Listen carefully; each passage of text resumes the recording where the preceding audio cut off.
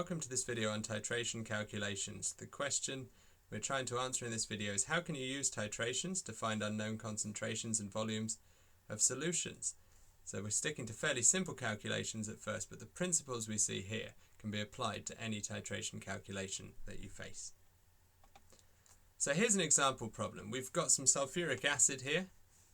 23.25 centimeters cubed of it is neutralized by 25 centimeters cubed of this concentration of sodium hydroxide. So we've got an alkali here reacting with an acid here, and we tell them that we are exactly neutralized. And the beauty of arriving to the point of exact neutralization is that what we can say is that we have the reactants have reacted according to the balancing numbers in the equation. So what we mean by that is that one H2SO4 in the equation reacts with 2 NaOH.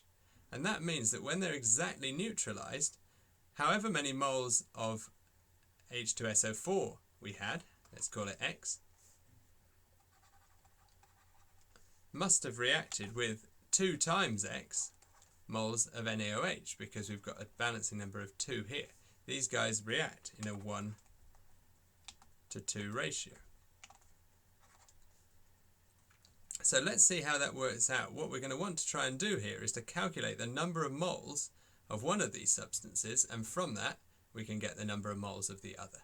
So let's work through the steps. So the first thing we need to do is to just gather the information in the question and put it into some kind of table that looks a bit like this. Now notice I've actually got rid of the sodium sulfate and water because we're not interested in them. We're interested in the concentration of the acid, and we're given information about the alkali. So we can basically forget these two. So here's the information that we want to try and put into our table. We've got 23.25 centimeters cubed of sulfuric acid. And we're going to put that's the volume of sulfuric acid, but we want to get that into decimeters cubed, because in decimeters cubed is the unit that we need to calculate the number of moles, because our concentration's in moles per decimeter cubed. And so we want to try and do a conversion factor. So volumes should be converted to decimeters cubed. But there's a neat trick, and let me show you. So in order to convert centimeters cubed to decimeters cubed, I need to divide by 1,000. But it's quite cumbersome writing that on your calculator and in here. So I'll show you a little trick. Dividing, remember, is the same as multiplying by the inverse, or multiplying by the reciprocal. So that's the same as multiplying by 1 over 1,000. Now 1 over 1,000 is the same as 1 over 10 to the power 3 in standard form. And remember, when we have 1 over a power, that's equivalent to the negative power. So converting from centimeters cubed to decimeters cubed is as simple as multiplying by 10 to the minus 3. So what I can do here is when I'm putting in my volumes, I just simply write the centimeter cube value. And I just write times 10 to the minus 3.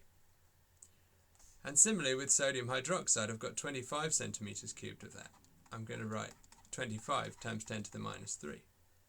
And then you can let your calculator deal with the powers of 10, and you can just write the numbers in like so. The other information I've got here is 0.2 moles per decimeter cubed. That's a concentration, so I'm going to put that in here. That's really important. You pause at this point if you're doing these questions yourself, and just check that you have the right information in the right columns and rows. You need a volume row and a concentration row. We're going to work out moles. It's useful to have the ratio here. It might be in other questions you've got information like mass, and you might want to put the molar mass perhaps, but these are the definite rows that you'll need. So just check, we do have that volume of acid, and we do have this volume and this concentration of alkali. We're ready to go on to our next stage. Just reminded me, before we do that, I've forgotten this point. We're going to put a box around what we're being asked to calculate. Now that's really, really useful because it just shows us what we're aiming for. We're aiming for the concentration of sulfuric acid. So whatever we do, we want to try and put a number in there when we've finished. It also helps as a helpful way to highlight our answer for anyone who's going to be marking it. So step 2 is to calculate the amount in moles for the known substance. Now the known substance is simply the substance which you can calculate.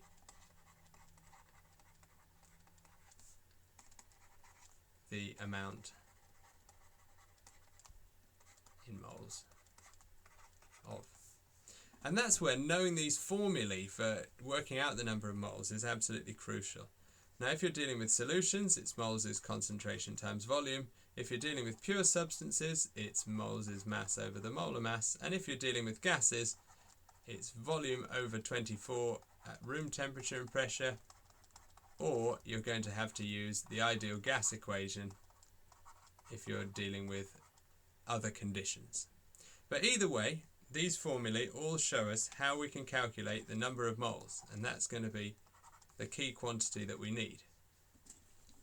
So in this case, we've only got volume for sulfuric acid, we've got concentration and volume for sodium hydroxide, so we can simply multiply them together to get the number of moles. And if we do 0.025 times 0.2, we get 0.005 moles of sodium hydroxide.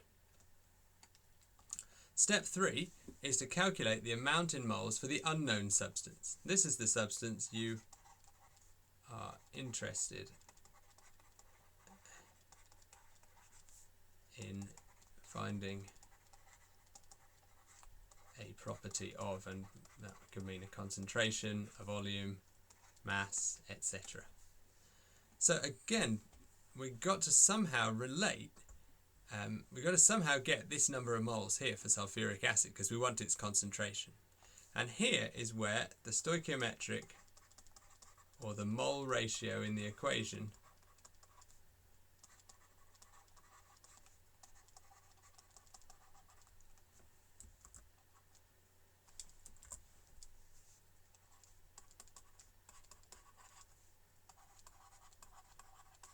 comes in really handy. So we can work out from this equation that 1 mole of sulfuric acid reacts with 2 moles of NaOH.